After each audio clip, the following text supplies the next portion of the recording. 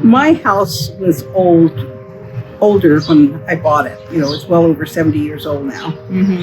And I've lived in it for 40 years.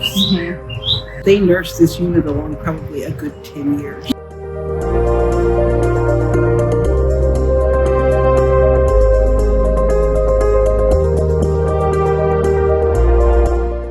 I knew that I was going to get an addition, so I had talked to them several times about an addition, and they said, you know, your old unit is not going to carry it, you know. And in fact, before I put the addition on, the unit went out, and I was real concerned about that.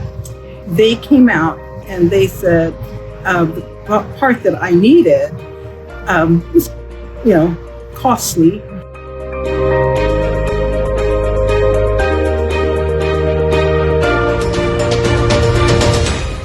The addition is on now. It's not complete, but we're working on it. They put in a whole new unit, and it is wonderful. It is wonderful. The service guys are polite. They're thoughtful. The one thing that they were laughing at is that the thermostat is up high at their eye level, and they're going to move it down. They said that they would come and move it down so that I wouldn't have to be looking up like that. So, you know, I'm short.